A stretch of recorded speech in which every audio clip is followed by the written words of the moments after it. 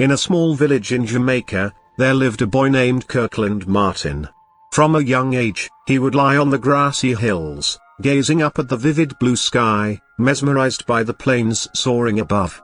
He dreamed of becoming a pilot, of defying gravity and exploring the world beyond the horizon. Kirkland faced challenges, his family saved to make ends meet. But his mother always encouraged him, saying, "The sky is not the limit, son, it's just the beginning." Inspired, Kirkland worked hard in school, excelling in math and science. He spent evenings helping locals fix their cars, saving every dollar he could for flying lessons. At 16, Kirkland earned a scholarship to a flight academy in Kingston. He poured his heart into every lesson, fueled by the desire to lift his family from their struggles.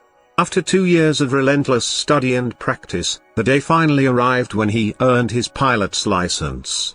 With his first job as a commercial pilot, Kirkland flew high above the clouds, carrying tourists over the stunning Caribbean waters. He often flew over his village, the vibrant colors of the houses below reminding him of his humble beginnings.